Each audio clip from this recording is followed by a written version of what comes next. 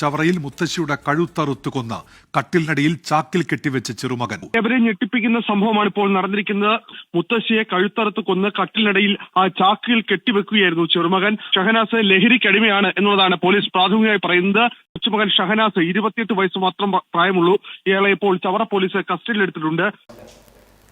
ഹിരോഷിമയിലും നാഗസാക്കിയിലും ഇട്ടിരിക്കുന്ന ആറ്റം ബോംബിനേക്കാൾ പ്രകരശേഷിയുണ്ട് MDMAക്ക്.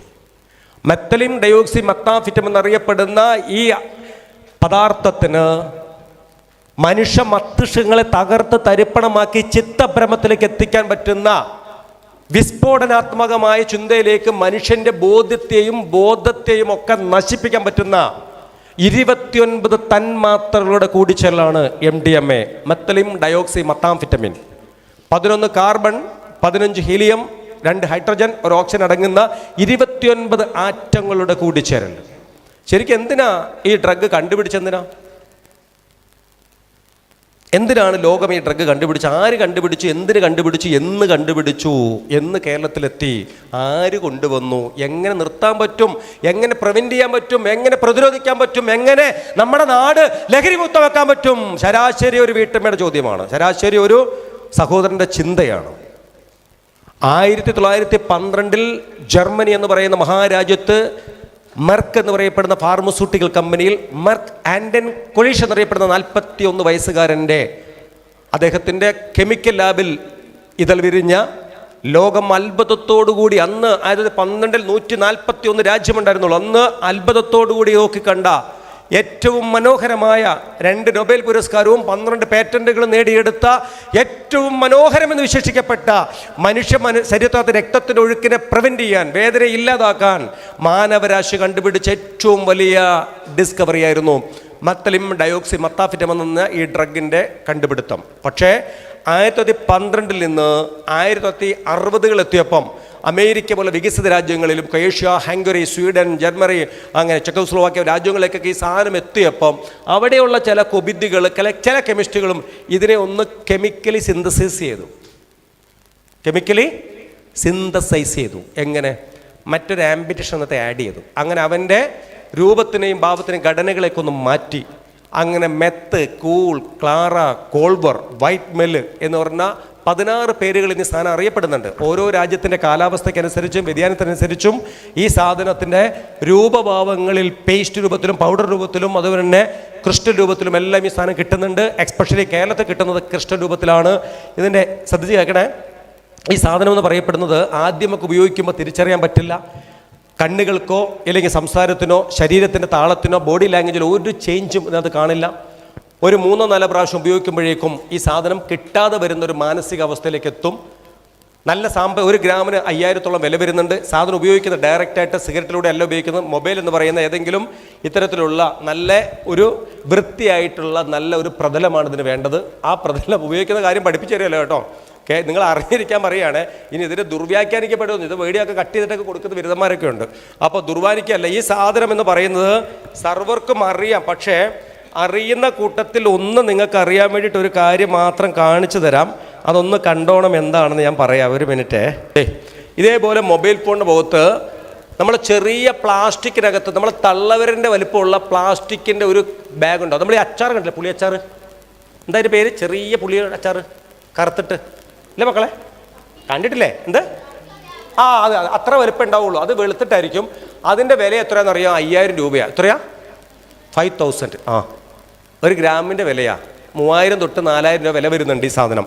ഇപ്പം അതിനകത്തേക്ക് മെത്തലിൻ ഡയോക്സി മെത്താഫിറ്റമിൻ ഇല്ലാതൊക്കെ വരുന്നുണ്ട്, ഈ സാധനം വരുന്നുണ്ട്. അപ്പം ശ്രദ്ധിച്ച് കേട്ടണം. ഫസ്റ്റ് ക്വാളിറ്റി ആകെ കുറേ പറഞ്ഞാണ്ട് നിങ്ങൾ ഇത്ര മാത്രം അറിഞ്ഞാൽ മതി. അതിനെക്കുറിച്ച് നമ്മൾ വലിയൊരു കെമിക്കൽ അതിനൊന്നും പഠിക്കാതെ. അപ്പം ഈ സാധനം ഇതിൻ്റെ പുറത്ത് ഇട്ടതിന് ശേഷം പൊട്ടിച്ചിടും. ഇത് ഇടുന്നതൊക്കെ പോലെ വീഡിയോ ഉണ്ട്, ഞങ്ങൾ വീഡിയോ കാണിച്ചു കൊടുക്കാറുണ്ട്. അത് വിടുമ്പോൾ കാണണേ, ഇത് പൊട്ടിക്കുന്നവർ 2-3 പേരൊക്കെ ഒന്നിച്ച് നിന്നിട്ട് പൊട്ടിക്കുമ്പോൾ കാണാം എടാ എന്നൊക്കെ പറയും. ഇങ്ങനെയൊക്കെ പിടിക്കും, നിലത്ത് പോകാതൊക്കെ അങ്ങനെ ഉറ്റി നോക്കി നിൽക്കും. ഇങ്ങനെ അതിന് മുകളിൽ ഇങ്ങനെ ഇടും. ഇട്ടതിന് ശേഷം ATM കാർഡ് ക്ഷമിക്കണം, ഈ സാധനം പൊട്ടിച്ചിടുന്നതിന് മുമ്പ് നോട്ട് തന്നെ പെട്ടെന്ന് തന്നെ. അപ്പോൾ ഇതെന്തിനാ പറഞ്ഞതെന്ന് ചോദിച്ചാൽ, ഇത് പറയുന്നതിലൂടെ ചിലവർക്ക് ഇതെങ്ങനെയാണ് ഇതെന്ന് നമുക്ക് തിരിച്ചറിയാൻ വേണ്ട. ചില നോട്ടുകളുടെ നടുക്ക് ഇങ്ങനത്തെ ചില ലൈൻ ഉണ്ടോ നോക്കണം. നോട്ട് ഇങ്ങനത്തെ പുതിയ നോട്ടായിരിക്കും. ആ നോട്ട് ഇങ്ങനൊരു വരയുണ്ടാവും നോട്ടിന്. ഈ നോട്ട് ഇങ്ങനെ ആക്കി മാറ്റും. ഇതിനകത്തേക്ക് ഈ സാധനം പൊട്ടിച്ചിടും. എന്നിട്ട് ഈ സാധനം ഇങ്ങനെ പിടിക്കും. ഈ സാധനം പിടിച്ചേ, ഈ സാധനം ഇങ്ങനെ പിടിച്ചിട്ട് ഇത് ഇങ്ങനെയാണ് പിടിക്കും കയ്യിൽ. അപ്പം എന്താ, ഇതിനകത്ത് ഈ സാധനമുണ്ട്, ഇരിപ്പുണ്ട്. ഇതിനകത്ത് 1 ഗ്രാം സാധനമുണ്ട്. 5-6 പേരും ഉണ്ട് അപ്പുറത്തെ. ATM കാർഡ് എടുത്തിട്ട് ഇങ്ങനെ ഉണ്ടാക്കും. ഇങ്ങനെ ഇവനോട് പൊടിക്കുകയാണ്. ഇങ്ങനെ എന്നിട്ട് വീണ്ടും ഇങ്ങനെ ആക്കി ഇങ്ങനെ പൊടിക്കും. ഇവന്മാർ ബിരുദന്മാരാട്ടോ, അത് കാണിച്ചിട്ടുണ്ടെങ്കിൽ അത് കാണിച്ചിട്ടുണ്ട്. ഇങ്ങനെ ആക്കി ശേഷം ഇത് പതുക്കെ ഇവിടെ വെക്കും. എന്നതിന് ശേഷം ഈ സാധനം പതുക്കെ എടുത്തിട്ട് ഇതിന് പുറത്ത് ഇങ്ങനെ ഒരു ലൈൻ ഇടും, ഒറ്റ ലൈൻ സാധനം ഇടും. എന്നതിന് ശേഷം ഈ സാധനം ഒരാളെ കൈ കൊടുക്കും. അയാളത് പതുക്കെ ഇങ്ങനെ തുറന്നിട്ട് അയാൾ അതിനെ പതുക്കെ ഒരു പൈപ്പാക്കി മാറ്റും, ഒരു മൂക്കിൽ വെക്കുന്ന പൈപ്പാക്കി മാറ്റും ഇങ്ങനെ. അപ്പോൾ ഈ സാധനം മറ്റാളുടെ കയ്യിലായിരിക്കണേ. വേറെ ആൾ ATM കാർഡ് വീണ്ടും എടുത്ത് കൊടുക്കും. കൊടുത്ത ശേഷം ഈ ഒറ്റ ലൈനിനെ 5 പേരാണെങ്കിൽ ഈ ഒരു ലൈനെ 5 ലൈനാക്കി മാറ്റും, 5 ഭാഗങ്ങളാക്കി മാറ്റും. ഓരോരുത്തർക്കും ഓരോ ലൈൻ. അങ്ങനെ ഈ സാധനം ഒരാൾ മൂക്കിൽ വയ്ക്കും, ഒരു മൂക്ക് അടച്ചു പിടിക്കും, ഒരു ലൈൻ ഒരാൾ വലിച്ചെടുക്കും. ഇതാണ് ഇതിൻ്റെ രീതി.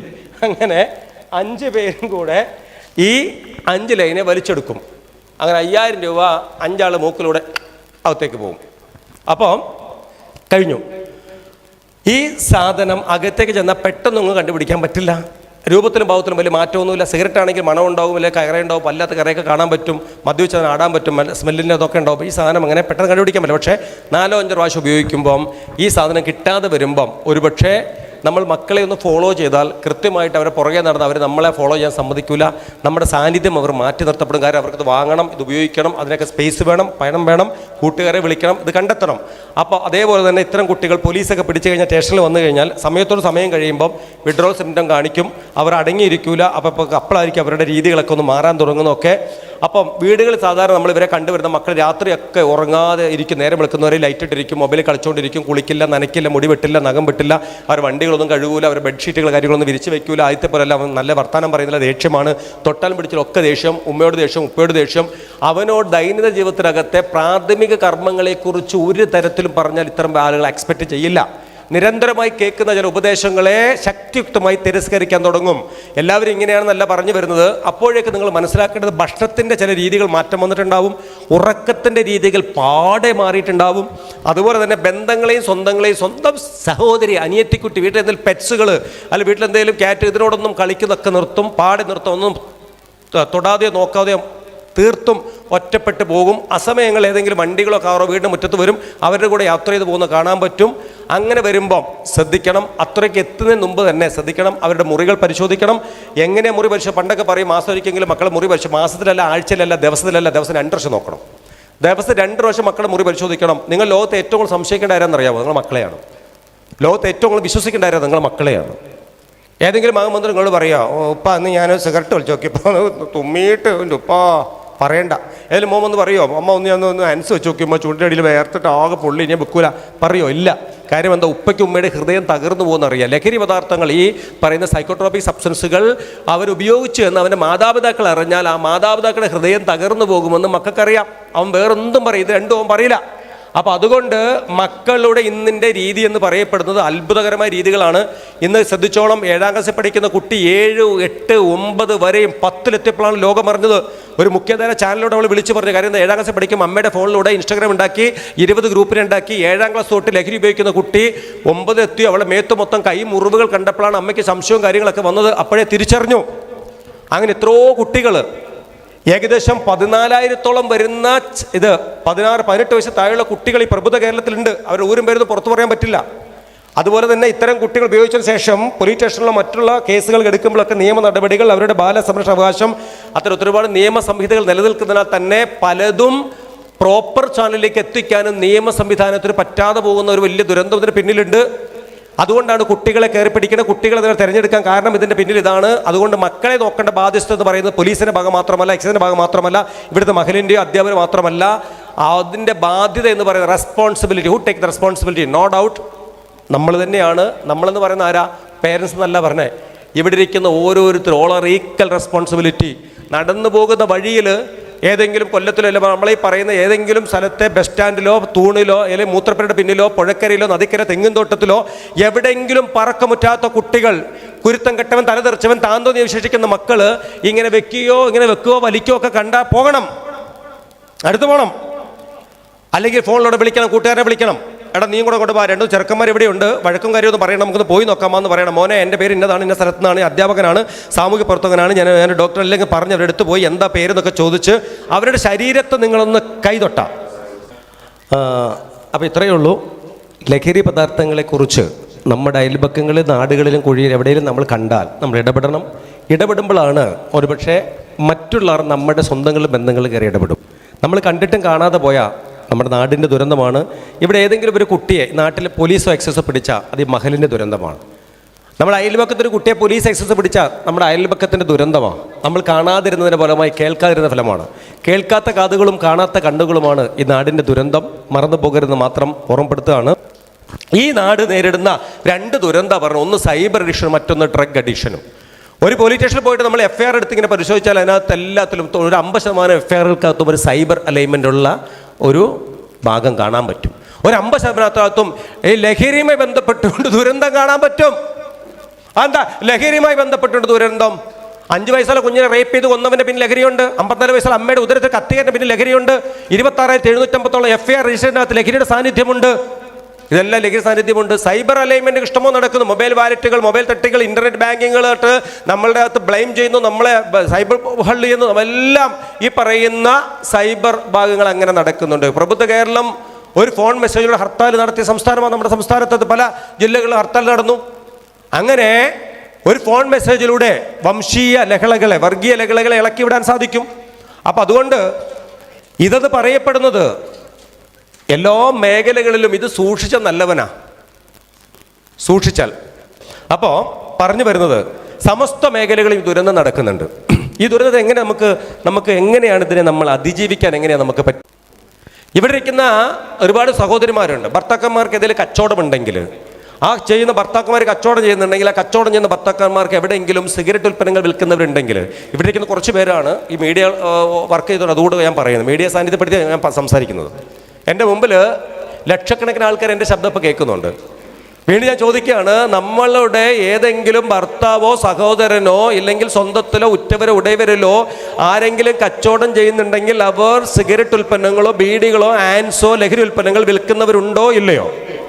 അങ്ങനെ വിൽക്കുന്നവരുണ്ടെങ്കിൽ, അവർക്ക് പെൺകുഞ്ഞുങ്ങളുണ്ടെങ്കിൽ കല്യാണം കഴിച്ചു കൊടുക്കാൻ നിൽക്കുന്ന സമയത്തോ ഏതെങ്കിലും ദൂരദേശത്തുള്ള മഹലിൽ നിന്നാണ്ട് ചെറുക്കൻ ഇങ്ങോട്ട് വരുന്നെങ്കിൽ അവിടുത്തെ കത്തീബിനെ ഉസ്താദിനെ വിളിച്ച് ചോദിക്കരുത്, എന്ത് ചക്കൻ വലിക്കോ കുടിക്കോ ഒന്നും ചോദിക്കരുത് കേട്ടോ. കെട്ടിച്ചു കൊടുത്തേക്കണം. കാര്യം എന്താ? നമ്മളിത് വിൽക്കുന്ന ആളല്ലേ, നമ്മൾ സിഗരറ്റ് വിൽക്കുന്ന ആളല്ലേ, സിഗരറ്റ് വിൽക്കണ വരുമ്പം വന്നോട്ടെ. അപ്പം അങ്ങനെ ചിന്താഗതി നമ്മൾ ഉണ്ടാകണമേ എന്ന് എൻ്റെ അപേക്ഷയാണ്. ഒരു കാര്യം കൂടെ പറഞ്ഞു തരാം. ഒരു ഇസ്ലാം മത വിശ്വാസിക്ക് പരിശുദ്ധ ഖുർആനകത്ത് ഈ പറയുന്ന ഹദീസും ആയത്തിനകത്തൊക്കെ പ്രവാചക സന്ദേശങ്ങളിലോ എവിടെയെങ്കിലും ലഹരി ഉൽപ്പന്നങ്ങൾ വിൽപ്പന നടത്താൻ ഒരു ഇസ്ലാമിന് അനുമതി നൽകിയിട്ടുണ്ടോ ഇല്ലയോ എന്ന് ചോദിച്ചാൽ ഇല്ല എന്നാ എല്ലാവരും ഉത്തരം പറയുക. പക്ഷെ പിന്നീടും എന്തേ നമ്മുടെ സഹോദരന്മാർ ഇത് വിൽക്കുന്നു? ആ സഹോദരൻ വിശ്വാസിയല്ലേ? വിശ്വാസിയാണ്, പേരിൽ വിശ്വാസി, പേരിൽ ഒരു ഇസ്ലാം മത വിശ്വാസി, പക്ഷേ കർമ്മത്തിൽ വിശ്വാസിയല്ല അവൻ. ഞാൻ ഫിലിപ്പ് മമ്പാടെന്ന് പറയുന്ന പോലീസുകാരൻ ക്രിസ്ത്യാനിയുടെ ലേബലിൽ ജീവിക്കുന്നവൻ, പക്ഷേ ക്രിസ്തുവിന് ഹനിക്കപ്പെടുന്ന ചിന്താഗതികളെ കൊണ്ട് നടക്കുന്നവനാണെങ്കിൽ ഞാൻ ഒരു ക്രിസ്ത്യാനിയല്ല. ഇതെല്ലാം നമുക്കറിയാം, പലപ്പോഴും അറിയാം. പക്ഷെ പലപ്പോഴും നമ്മൾ പലതും മറന്നു പോകുന്നുണ്ട്. പെരുന്നമണ പോലീസ് സ്റ്റേഷനിൽ വരുമ്പോൾ ഈ ഹാൻഡ്സ് പിടിച്ചിട്ട്, കോട്ട് പാക്ട് ഹാൻഡ്സ് പിടിച്ചിട്ട് നാളെ 5 പ്രാവശ്യം പിടിച്ച ആൾ 6ാമത്തെ പ്രാവശ്യം വന്നിരിക്കുക. ഞാൻ നിങ്ങൾ ചോദിച്ചു, അൻഷിതയുടെ കഥ അറിയുമോ എന്ന് ചോദിച്ചു. ഇല്ലയെന്ന് പറഞ്ഞു. എന്നാൽ ചോദിച്ചു, 5 പ്രാവശ്യം നിങ്ങളുടെ വന്നിട്ടില്ലേ? ഉണ്ട് സാറേ, ഒന്ന് പെട്ടെന്ന് സ്പീഡാക്കി തരും സാറേ പ്ലീസ്. ആ പീടിയിലവിടെ വേറെ ആളെത്തി വന്നേക്കാം. നല്ല കച്ചവടം നടക്കുന്ന ആളാണ്, പെരുന്നമണ അങ്ങാടിയിലാണ്, മാർക്കറ്റിലാണ്, നല്ല കച്ചവടം നടക്കുന്നുണ്ട്, വലിയ സമ്പത്തുള്ള ആളാണ്, പെട്ടെന്നൊന്ന് വിടൂ സാറേ, ഇതാ ഐഡൻറ്റി കാർഡ് ഇതാ എന്ന് പറഞ്ഞ് എടുത്തു തരാം, ഒപ്പിടാൻ കൊണ്ടാന്ന് പറഞ്ഞുകൊണ്ട് 41 നോട്ടീസ് ഒപ്പിടട്ടെ പെട്ടെന്ന് പറയുകയാണ്, ഒപ്പിട്ട് പോകാൻ. 500 ഫൈനുള്ളൂ കോട്ട് പാക്ട് പ്രകാരം. വെറും 500 രൂപ, 3 രൂപയുള്ളൂ ഒരു പാക്ക് ആൻസിൻ്റെ വില. പക്ഷേ ഒക്കെ കുറച്ച് 3 രൂപയുള്ളൂ. ആൻസിൻ്റെ വില 3 രൂപയുള്ളൂ ഒരു പാക്കിന്, ഹോൾസെയിൽ റേറ്റ്. വിൽക്കണത് 50 രൂപയ്ക്കാണ്. എത്ര രൂപ ലാഭം കിട്ടി മക്കളെ? 3 റുപ്യക്ക് സാധനം വാങ്ങി 50 റുപ്യക്ക് വിറ്റു, 47 റുപ്യ ലാഭം കിട്ടി ഒരു പാക്കിൽ അല്ലേ? 10 വിറ്റ് എത്ര റുപ്യയായി? 10 വിറ്റ് എത്ര റുപ്യ കിട്ടും ലാഭം? 450 70 രൂപ കിട്ടും അല്ലേ? 10 പാക്കറ്റ് വിറ്റാൽ. ശരിയാണോ? ശരിയാണ്. ഈ മനുഷ്യന്മാരോട് പോയി പറയാൻ പറ്റുമോ? നിങ്ങളുടെ വാഴ ഒരു കുറച്ച് സ്ഥലം ഞാൻ തരാം, നിങ്ങൾ വാഴ വെക്കാൻ പറയാൻ പറ്റുമോ? വാഴ വെക്കണേ, കുഴി കുത്തണം, കന്ന് വെക്കണം, ചാണകപ്പൊടി ഇടണം, വെള്ളം ഒഴിച്ച് കൊടുക്കണം, ആട് പശു നോക്കണം, താട്ട കുത്തി കൊടുക്കണം, അത് കൊലച്ചങ്ങട്ട് വരുമ്പോഴത്തേന് മൂത്ത് കഴിഞ്ഞ് വെട്ടിക്കൊണ്ട് അങ്ങാടി കൊണ്ട് കൊടുത്താൽ ഒരു 18-20 റുപ്യ കിട്ടും നേന്ത്രക്കായ്ക്ക് കിലോയ്ക്ക്. ഇതൊന്നും വേണ്ട. ഇതൊരു സെക്കൻഡിൽ ഓരോ നേന്ത്രക്കൊല കൊലയ്ക്കും കടയിൽ. ഇതൊക്കെ ഓരോ കൊല കൊലച്ച് മൂത്ത് കായായി ടൗണിൽ കൊണ്ട് വിറ്റ് പൈസ പോക്കറ്റ് വരുന്ന കാര്യമാണ് ഞാൻ പറഞ്ഞത്. ഇതൊന്നും വേണ്ട. ഇതിങ്ങനെ ഇങ്ങനെ കണ്ണ് കാണിക്കും, ഇങ്ങനെ കാണിക്കും. അപ്പോൾ ഒരാൾ പുറകിലോട്ട് ഇങ്ങനെ പോകും, വേറെ ആളും പോകും. അവിടെ നിന്ന് ഇങ്ങനെ സാധനം എടുക്കും, ഇങ്ങനെ കൊടുക്കും. എത്ര കൊടുക്കുന്നത്? 10 പാക്കറ്റൊക്കെ ഇപ്പോൾ കൊടുക്കുകയുള്ളൂ. ഒരു പാക്കറ്റ് ഇപ്പോൾ കൊടുക്കൂല, പോലീസൊക്കെ പിടിക്കണോണ്ട്. 10 പാക്കറ്റേ കൊടുക്കുകയുള്ളൂ. പരിചില്ലാത്തൊക്കെ കൊടുക്കത്തുമില്ല. പരിചിലൊക്കെ കൊടുക്കുകയുള്ളൂ. 10 വാങ്ങിക്കോണം. 470 500 റുപ്യ കൊടുക്കണം 10 പാക്കിന്. ഇപ്പം ആകെ ചിലവ് എത്രയാ? എത്ര മക്കളെ? 10 പാക്കിന് ആകെ ചിലവ് എത്രയാ? 30 റുപ്യ. എത്ര? 30 റുപ്യ. അപ്പോൾ കോയമ്പത്തൂരിൻ്റെ വിലയാണ് പറഞ്ഞത് 30. ഇവിടെ കൊണ്ടുവരണമെങ്കിൽ 2.5-3 രൂപയൊക്കെ വരും. അപ്പോൾ ആകെ ആയ ചിലവ് 30. 470 റുപ്യ, 500 റുപ്യ ലാഭം കിട്ടിയിരിക്കണോ? നിർത്തുമോ? നിർത്തൂല. അവിടെയാണ് എന്താണ് ഹാൻസ് എന്ന് തിരിച്ചറിഞ്ഞാൽ ചിലപ്പോൾ നിർത്തും. എന്താ ഹാൻസ്? എന്താ HANS? ഹാൻസ് ഏറ്റവും കൂടുതൽ ഇത് ഉപയോഗിക്കുന്നത് കേരളത്തിൽ പെരുമ്പാവൂരാണ്. ബംഗാളികൾ ഏറ്റവും കൂടുതൽ താമസിക്കുന്ന, ഭായിമാർ താമസിക്കുന്ന സ്ഥലമാണ്. അവിടെയാണ് ഏറ്റവും കൂടുതൽ സാധനം ഇപ്പോൾ നിർമ്മിക്കുന്നുണ്ട്. അവിടെ നിന്നാണ് മെഷീൻ ഇപ്പോൾ എടുത്ത് പിടിച്ചത്. സാധനം എന്താ? ശരിക്കും അതിനെ കവറൊക്കെ നോക്കിക്കഴിഞ്ഞാൽ, കവറുണ്ടോ മോനെ? അതിൻ്റെ കവർ നോക്കിക്കഴിഞ്ഞാൽ കവറിൻ്റെ പുറത്ത് എഴുതി വെച്ചിട്ടുണ്ട് HANS, ഹാൻസ്. ക്യാൻസർ ബാഗാണ് അതിൻ്റെ യഥാർത്ഥ പേര്, ഞങ്ങൾ പറയും. അവിടെ എഴുതി വെച്ചിട്ടുണ്ട്, സ്റ്റാർട്ടർ വാണിംഗ് കൊടുത്തിട്ടുണ്ട്. അതിനകത്ത് അപ്പുറത്ത് എഴുതി വെച്ചിട്ടുണ്ട് 5 സുഗന്ധവ്യഞ്ജനങ്ങളുണ്ടെന്ന്. 5 സുഗന്ധവ്യഞ്ജനങ്ങളുണ്ട് അതിനകത്ത് നിന്ന്. കേൾക്കുന്നുണ്ടോ? 5 സുഗന്ധവ്യഞ്ജനങ്ങളുണ്ടെന്ന്. കണ്ടിട്ടുണ്ടോ? ഹാൻസ് കണ്ടിട്ടുണ്ടോ? കണ്ടിട്ടുണ്ട്. 5 സുഗന്ധവ്യഞ്ജനങ്ങളുണ്ട് അതിനകത്ത്. ഗ്രാമ്പു, കറുകപ്പെട്ട, ഏലം, പെരിഞ്ചീരകം, ചുക്ക്. ഒരു ചുക്കുമില്ല അതിനകത്ത്. ആകെയുള്ള ചുക്ക് എന്താ ആകെയുള്ള ചുക്ക്? ആർട്ടിഫിഷ്യൽ ടാംകോ ഉപയോഗിക്കുന്നു. എന്താ ആർട്ടിഫിഷ്യൽ ടാംകോ? എന്താണ് ടാംകോ? എന്താ ആർട്ടിഫിഷ്യൽ ടാംകോ? എന്താ? പുളിപ്പർപ്പിൾ എന്ന് പറയുന്ന സ്റ്റെറിലൈസിങ് കപ്പാസിറ്റി ഉള്ള സിറിഞ്ച്, ഗ്ലൂക്കോസ് ബോട്ടിൽ, ഫീഡിംഗ് ബോട്ടിലൊക്കെ തിളപ്പിച്ചാൽ ഉരുകി പോകത്തില്ല. ഡയറക്റ്റായിട്ട് ചൂടാക്കി ഉരിയും. ഇത് വ്യാവസായ അടിസ്ഥാനത്തിൽ ഇതിനകത്ത് ഒരു മൈക്രോ 7.6 ഇതിനകത്തേക്ക് ആഡ് ചെയ്യപ്പെടുന്നുണ്ട് ഈ സാധനം. ആ സാധനം അതിനകത്ത് പുളിപ്പർപ്പിൾ എന്ന് പറയുന്ന മെറ്റീരിയലകത്ത് ആഡ് ചെയ്ത്. എന്താ? വാട്ട് ഇസ് മീനിങ് ഓഫ് പുളിപ്പർപ്പിളിൻ? അതായത് നമ്മുടെ കാലിൽ കിടക്കുന്ന ചെരുപ്പ്, ബാഗ്, ഷൂവ്, ഈ സാധനമൊക്കെ അതിൻ്റെ ബിഗിനിങ് സമയത്ത്, അതിൻ്റെ പ്രോസസ്സിങ് സമയത്ത് നമ്മൾ ഉപയോഗിക്കുന്ന ഒരു സാധനമാണ്. എന്ത്? പൂപ്പൽ വരാതിരിക്കാൻ ചേർക്കുന്ന സാധനമാണ് ഈ പറയുന്ന പാരാനൈട്രോഫിനോൾ. അമ്മമാരൊക്കെ കേട്ടോളൂ. നിങ്ങളൊക്കെ നല്ലൊരു അച്ചാറിടുന്ന അമ്മമാരുണ്ട് ഇവിടെ, സഹോദരിമാരുണ്ട്. നല്ല അച്ചാറിടും. അച്ചാർ എങ്ങനെ ഇട്ടാലും നിങ്ങൾ പറയും, കുട്ടിയോട് പറയും കൈയിട്ടരുത്, കാലിട്ടരുത്, നനഞ്ഞ സ്പൂൺ ഇട്ടരുതൊക്കെ പറയും. കുറേ എടുത്ത് വയ്ക്കുന്നത്, പഴകാനൊക്കെ എടുത്ത് വയ്ക്കും അച്ചാർ, അല്ലേ? എടുത്ത് വയ്ക്കും. പക്ഷെ നിങ്ങൾ എങ്ങനെ എടുത്ത് പുറത്ത് വെച്ചാലും ഈ അച്ചാർ എങ്ങനെയാണെങ്കിൽ അച്ചാർ പൂത്തു പോകും. ഒരു വെള്ള പാട പൊള്ളു വരും, പൂത്തു പോകും. നിങ്ങൾ കടയപ്പെട്ട് തൂക്കി അച്ചാർ വാങ്ങിക്കൊണ്ട് വീട്ടിൽ കൊണ്ട് വെച്ചാൽ കൈയിട്ടാലും കാലിട്ടാലും സാമ്പാറിന് തവിട്ടാലും അച്ചാർ പൂക്കത്തില്ല. എന്താ ഇടുന്നുള്ള കാര്യം കേട്ടോളൂ. പോളിപെർപ്പിലിൻ, പാരാനൈട്രോഫിനോൾ. ഈ പാരാനൈട്രോഫിനോൾ എന്ന് പറഞ്ഞാൽ റബ്ബർ കർഷകർ ഉപയോഗിക്കുന്ന സാധനം പൂപ്പൽ വരാതിരിക്കാൻ. ഞാൻ പറഞ്ഞു, ലെതർ, ചെരുപ്പ് ഉൽപ്പന്നങ്ങളുടെ പ്രോസസ്സ് സമയത്ത് ഫാക്ടറിയിൽ വ്യാവസായം ചേർക്കുന്ന സാധനം അതിലുണ്ട്.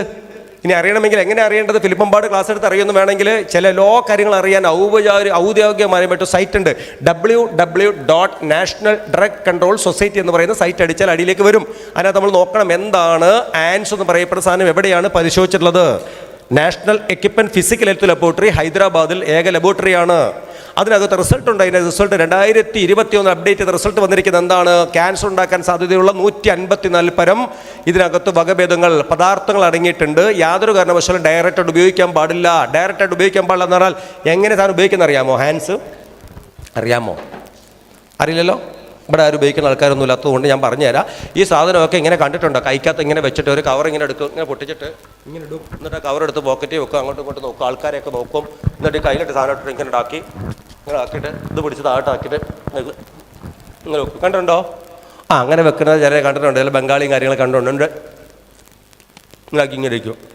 ഈ ടീമുകൾ സിനിമാ തിയേറ്ററിലൊക്കെ പോയി കഴിഞ്ഞാൽ ഈ തുപ്പിക്കൂട്ടി നിറച്ചും തുപ്പിക്കൂട്ടി വെച്ചിട്ടുണ്ടോ മുന്നിൽ കൂടെ ഒക്കെ. ഇവർ താമസിക്കുന്ന റൂമിൻ്റെ പുറത്ത് ജനലൊക്കെ വെറും തുപ്പിക്കൂട്ടി വെക്കും. കാര്യം എന്താ? ജലാംശത്തിനെ ഒരിക്കലും ഇത് അടുപ്പിക്കൂല. ഈ ഇതെവിടെയും നിലത്ത് കിടന്നൊരു കവർ കിട്ടിക്കഴിഞ്ഞാൽ വായ്ത്തലൊന്ന് വലുതാക്കിയിട്ടൊന്ന് കുലുക്കിയിട്ടൊന്ന് ബാത്റൂമിൽ കൊണ്ടിട്ട് കുടഞ്ഞിട്ട് വെക്കും നിലത്ത്. വെള്ളം ഒഴിച്ചിട്ട് എന്നിട്ട് കഥ കടിച്ച് പുറത്തിറങ്ങി അകത്ത് കയറി നോക്കിക്കേ മുതുകാട് മാജിക് കാണിക്കുന്ന പോലെ ഉണ്ടാവും. മുറിക്കകത്തൊരു തുള്ളി വെള്ളം കാണത്തില്ല, ബാത്റൂമിൽ വെള്ളം മൊത്തം പോയിട്ടുണ്ടാവും. ഞാനത് കോളേജിൽ അടുത്തിറക്കി. ഞങ്ങൾ 3 സെക്ഷനാണ് ക്ലാസ് എടുക്കുന്നത്. ഒന്ന് മധുരം, ചമർപ്പ്, കയ്പ്പ്. മധുരം എന്ന് പറയുന്ന സെക്ഷൻ എടുക്കുന്നത് കുറച്ച് ഹൈ റെഡുള്ള കുട്ടികൾക്ക്, PhD ഒക്കെ ചെയ്യുന്ന കുട്ടികൾക്കാണ് മധുരം സെക്ഷന്. ചമർപ്പ് എന്ന് പറയുന്ന സെക്ഷൻ ഞങ്ങൾ കൈകാര്യം ചെയ്യുന്നത് ഹയർ സെക്കൻഡറി തലത്തിലുള്ള കുട്ടികൾക്കും റെസിഡൻഷ്യൽ ഏരിയകൾക്കാണ്. കയ്പ്പ് എന്ന് പറയുന്ന ആദിവാസി മുള്ള ഗോത്രങ്ങൾ ഊരുകളിലും ഇത്തരത്തിലുള്ള പവർ പോയിന്റിൻ്റെ ബേസിക്കിലാണ് ഞങ്ങൾ ക്ലാസ് എടുക്കുന്നത്. 3 സെക്ഷൻ ഞങ്ങൾ എടുക്കുന്നുണ്ട്, A1, A2, A3 3 സെക്ഷൻ. അപ്പോൾ അതിനകത്ത് ഒരു കുട്ടി പറഞ്ഞാൽ കോളേജിൽ എടുത്തപ്പോൾ EMA കോളേജിലെ കുട്ടി പറയുകയാണ്, സാറേ മെന്തോള്, പേസ്റ്റ്, ഗ്ലിസറിൻ, അമൃതാഞ്ജൻ, പിന്നെ പെട്രോൾ ഉൽപ്പന്നങ്ങൾ, ജെല്ലുകൾ, കർപ്പൂരങ്ങളൊക്കെ ഇതേപോലെ നിലത്തിട്ടാലും വെള്ളം പെട്ടെന്ന് അവിടുന്ന് വാനിഷ് ആകും. ആ വാനിഷ് ആകുന്നതിന് പരിമിതി ഉണ്ട് കേട്ടോ, ഒരു പ്രത്യേക സർക്കിളിലെ വെള്ളം ആകത്തുള്ളൂ. പക്ഷെ ഞാനീ പറയുന്ന ആൻസ് എന്ന് പറയുന്ന സാധനം കുടഞ്ഞിട്ട് നിങ്ങൾ ബാത്റൂമിൽ ഇട്ടാൽ ആ ബാത്റൂമിൻ്റെ മൂലക്കകത്ത് മുകളെല്ലോ ഇടങ്ങളിൽ നിന്ന് വെള്ളം ഇങ്ങനെ ഡ്രൈ ആയിട്ട് ഉണങ്ങി കിടക്കണ കാണാൻ പറ്റും. ഈ സാധനം എടുത്ത് ഇവിടെ വെക്കണേ, ഇവിടെ ഇതാ വെക്കണേ. അപ്പോൾ ഇവിടെ വെച്ചാൽ എന്താ ഉണ്ടാകുക? മൃദുലമായ കോശഭാഗം സമൃദ്ധമായിട്ടുള്ളത് വായുടെ അഗ്രഭാഗങ്ങളിലാണ്. സമൃദ്ധമായിട്ട് ഉമ്മിനി ഗ്രന്ഥികൾ, സമൃദ്ധമായിട്ട് രുചി കുമിളകളുള്ളത് വായുടെ അഗ്രഭാഗങ്ങളിലാണ്. രുചി കുമിളകൾ സമൃദ്ധമായിട്ടുള്ളത് കൊണ്ടാണ് നമ്മൾ ഈ നമ്മൾ ഈ ഗുളിയൊക്കെ അല്ലേ, ഇംഗ്ലീഷ് മരുന്ന് ഗുളിയൊക്കെ നമ്മൾ എവിടെ വെച്ച് കഴിക്കണേ? ഇവിടെയാണോ? ഇവിടെ വെച്ച് എന്താ അറിയും? ഇവിടെ വെച്ച് എന്താ അറിയാം? കയ്പ്പറിയും ഗുളിക അല്ലേ, ഇങ്ങനെ കഴിക്കും. അപ്പോൾ എവിടെ നമ്മൾ ഗുളിക വെക്കുക? മാക്സിമം അകത്തേക്ക് വെച്ചിട്ട് വെള്ളം ഒഴിച്ച് കഴിക്കും. കാര്യം എന്താ? രുചി കുമിളകളിൽ ടച്ച് ചെയ്ത ഗുളിയായിട്ട് കഴിക്കും. പക്ഷേ ഈ സാധനം വെച്ചിട്ട് ഇങ്ങനെ 5-6 മണിക്കൂറൊക്കെ ഇങ്ങനെ ഇരിക്കും. ഇങ്ങനെ ഇത് ഒരു നിമിഷം അല്ല ഇരിക്കും. എപ്പോൾ ഇതൊക്കെ ഇങ്ങനെ ഇരിക്കുന്നത് ഇങ്ങനെ. ചില വെച്ച് ഈ മൊഴയൊക്കെ മാറിയിട്ടുണ്ടാവും, വലിയ പോലെ പൊത്തക്കുഴി പോലെ ആയിട്ടുണ്ടാവും. ചില പുതപ്പ് വെക്കാൻ പറ്റുന്ന ആൾക്കാരെ കണ്ടിട്ടുണ്ട്, ഈ പല്ലൊക്കെ മുകളിൽ കയറി ഇങ്ങനെ വെള്ളപ്പൂപ്പലുണ്ടാവും ഇവിടെ. പറഞ്ഞു വരുന്നത്, ഈ സാധനം ഉപയോഗിക്കുന്നവരുണ്ടെങ്കിൽ അവരെ പറഞ്ഞു തിരുത്താൻ വേണ്ടിയിട്ടാണ് ഞാൻ നിങ്ങളോട് പറയണ കാര്യം. ഇവിടെ ഇരിക്കുന്നതല്ല ഉപയോഗിക്കുന്നതല്ല അർത്ഥം. അത് പറയാൻ നമുക്ക് പറ്റിയാൽ ഒരു മനുഷ്യ തിരിച്ചു പിടിക്കാം. ഇനി വേറെ കാര്യം പറഞ്ഞു തരാം.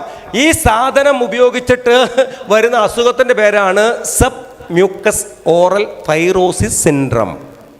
Sub mucous oral fibrosis syndrome. മൃദുലമായ കോശഭാഗം ദ്രവിച്ച് കുഴിയും പഴുപ്പും നീരും പശയോടും ദുർഗന്ധത്തോടു കൂടി വരുന്ന അസുഖത്തിൻ്റെ പേരാണ് sub mucous oral fibrosis syndrome. ഇപ്പോൾ പിടിപെട്ട് തുടങ്ങിയിട്ടുണ്ട്. അപ്പോൾ പണ്ടില്ലേ? ഇല്ലായിരുന്നു. പണ്ടെന്തായിരുന്നു? ഹാൻസ് ആയിരുന്നു. എന്താ ഹാൻസ്? പുകലയും ചുണ്ണാമ്പും സിട്രിക് ആസിഡുമായിരുന്നു. ഇന്ന് കിട്ടുന്ന സാധനം കൃത്രിമമാണ്. അതിനകത്തൊക്കെ എത്ര കെമിക്കൽ ആഡ് ചെയ്ത് വരുന്നു. കാര്യം എന്താ? പണ്ട് കിട്ടിയ ഹാൻസ് എന്ന് പറയുന്ന സാധനം ഒരു മാസം കൂടി കടയിൽ വെക്കാൻ പറ്റില്ല. കാര്യം എന്താ? പൂത്തുപോകും, സ്റ്റോക്ക് പോകും, ആരും എടുക്കൂല. ഇപ്പോൾ കിട്ടുന്ന ഹാൻസ് പൂക്കത്തില്ല. കാര്യം എന്താ? കൃത്രിമമായിട്ട് വന്ന എക്സൻസുകളും ഈ പറയുന്ന ഇൻഡസ്ട്രി പർപ്പസുള്ള കെമിക്കലുകൾ ചേർക്കുന്നു. വിൽക്കാൻ അനുമതിയില്ല. കൊണ്ടുവന്ന് ചാക്കി കെട്ടി മാസങ്ങൾ ഇരുന്നാലും പൂത്തു പോകത്തില്ല. എപ്പോഴും കച്ചവടം ചെയ്യാം. അപ്പോൾ അതുകൊണ്ട് തന്നെ ഇപ്പോൾ കിട്ടുന്ന സാധനം ഉപയോഗിക്കുന്നതുകൊണ്ട് ഈ അസുഖം കണ്ടു തുടങ്ങി. എവിടെയാണ് ഫസ്റ്റ് റിപ്പോർട്ട്? ഇവിടെ വയനാട് ജില്ലയിൽ വൈത്തിരി സ്വദേശി ഗോപാലനാണ്. 23ാമത്തെ വയസ്സിൽ കലാഭമണി മരിക്കുന്നത്. 4 ദിവസം മുമ്പ് മരിച്ചുപോയി. കലാഭമണിയുടെ ട്രൂപ്പിലൊക്കെ പാടുന്ന ആളായിരുന്നു. എന്താ പറ്റിയ എന്താ? രാവിലെ പാടാൻ വേണ്ടിയിട്ട് ഗാനമേള ട്രൂപ്പ് പോകുമ്പോൾ ഇങ്ങനെ പല്ല് വെക്കുക സ്പീഡിൽ. അപ്പോൾ നോക്കുക ബ്രഷ് ഇതിൽ തുളച്ച് പുറത്തേക്ക് വന്നു.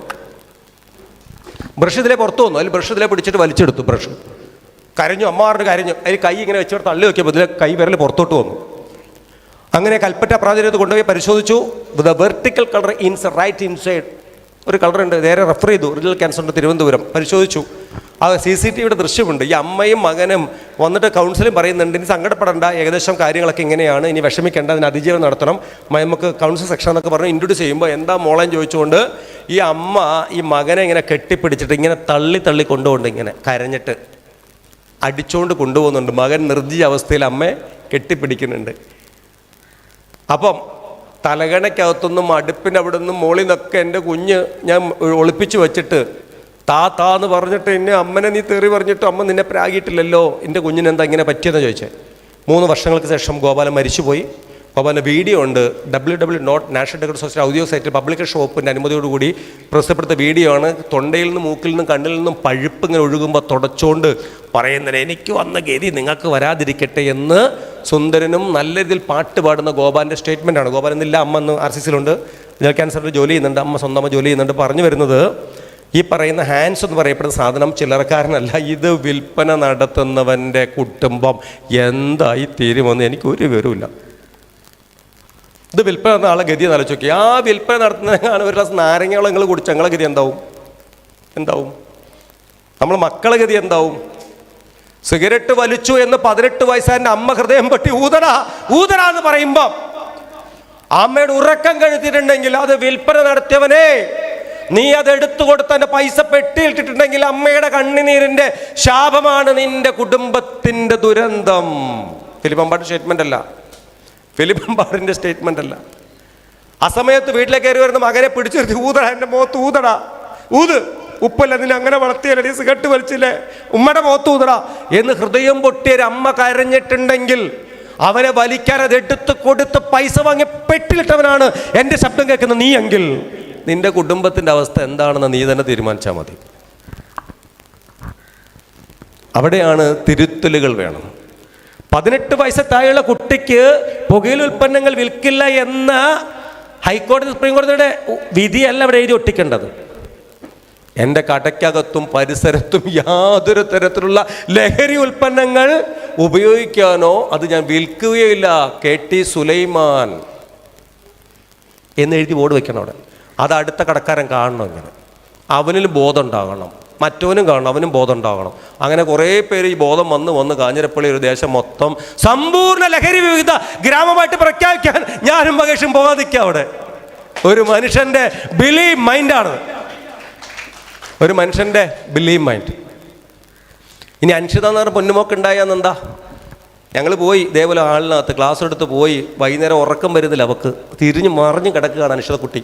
പേനയെടുത്തു, പേപ്പർ എടുത്തു, പ്രിയപ്പെട്ട ഇക്ക, എൻ്റെ പേര് അൻഷിത, മാനവ ഹയർ സെക്കൻഡറി സ്കൂളിൽ 10 സീൽ പഠിക്കുന്നു, എനിക്ക് ഉറക്കം വരുന്നില്ല, എൻ്റെ വീട് വടവരത്ത്, എൻ്റെ ഉപ്പന സ്ഥലത്ത് ജോലി ചെയ്യുന്നു. ഇന്ന് എൻ്റെ സ്കൂളിൽ ഫിലിപ്പേട്ടർ മകേഷേട്ടൻ വന്ന് ക്ലാസ് എടുത്തപ്പോഴാണ് മനസ്സിലായത് നിങ്ങളുടെ കടയിൽ വെക്കുന്നത് ക്യാൻസർ പൊതികളാന്ന്. ഇന്നാ മനസ്സിലായത്. എൻ്റെ ക്ലാസ്സിൽ പഠിക്കണ വിവേക് പാവമ്മ, അവ നിങ്ങളെ കടയിൽ നിന്ന് സാധനം വാങ്ങി ഉപയോഗിക്കണേ. നിങ്ങൾക്ക് 3 പെൺകുട്ടികളില്ലേ? ദയവ് ചെയ്തിട്ട് എൻ്റെ കത്ത് വായിച്ച ശേഷം നിങ്ങളുടെ കടയിലെ സകല ലഹരി പദാർത്ഥങ്ങളും, അതായത് ക്യാൻസർ പൊതികൾ എടുത്തുപേക്ഷിക്കുമെന്ന് ഞാൻ വിശ്വസിക്കട്ടെ. സ്നേഹപൂർവ്വം അൻഷിത സി, മാനവിക ഹയർ സെക്കൻഡറി സ്കൂൾ 10 C, ഒപ്പിട്ട് കുഞ്ഞുമിടുക്കി. എന്നിട്ടും അവളുടെ ബിലീവ് മൈൻഡ് ഇങ്ങനെ തിളക്കിയ. വീണ്ടും 2 വരി അവൾ എഴുതിയിട്ടുണ്ട്, വലിയതായിട്ട് എഴുതിയേക്കണേ, നല്ല വടിവത്ത അക്ഷരത്തിൽ. പ്രിയപ്പെട്ട ഇക്ക, നിങ്ങൾക്ക് 3 പെൺകുട്ടികളല്ലേ, ഭാവിയിൽ അവരെ വിവാഹം ചെയ്തു കൊടുക്കുമ്പോൾ അവരെ കെട്ടിക്കൊണ്ടുപോകുന്ന പുരുഷന്മാർ കടുത്ത ലഹരി പദാർത്ഥങ്ങൾ ഉപയോഗിക്കുന്നവരാണെന്ന് അറിഞ്ഞാൽ ഉപ്പ എന്ന സ്ഥാനത്ത് നിന്നൊരു ചിന്തിക്കുമ്പം സങ്കടം വരുമോ ഇല്ലയോ? മടക്കി ഉറങ്ങിയില്ല, ഒട്ടിച്ചു വെച്ചാൽ പൊന്നുമോള് ബ്രേക്ക്ഫാസ്റ്റ് പോലും കഴിച്ചില്ല. കാരണം എന്താ? മൈൻഡ് ബിലീവാണ്, മൈൻഡ് ബിലീവാണ്. ഉമ്മയോട് പോലും യാത്ര പറയാൻ നടന്നു. കടയുടെ മുമ്പിൽ ഇങ്ങനെ പോയി ബ്രേക്ക് ഇട്ട് നിന്നു. എന്നാന്ന് കൊടുത്തു. എന്താ മോളെന്ന് ചോദിച്ചു. വായിച്ചു നോക്കാൻ പറഞ്ഞു. വായിച്ചു നോക്കുക. ക്ലാസ്സിലേക്ക് പോയി. അവളുടെ ചിന്ത എന്താ? എൻ്റെ ക്ലാസ്സിൽ പഠിക്കുന്ന വിവേക് ഇത് ഉപയോഗിക്കുന്നുണ്ട്, അവനെ രക്ഷിക്കണം, അവനെനിക്ക് രക്ഷിക്കണം, അവൻ പാവാ. പിന്നെണ്ടാ എന്താ? 2 ദിവസം കട അടഞ്ഞു കിടക്കണം. 3-ാമത്തെ ദിവസം ഉമ്മയോടും ടീച്ചറോടും പറഞ്ഞു, നല്ല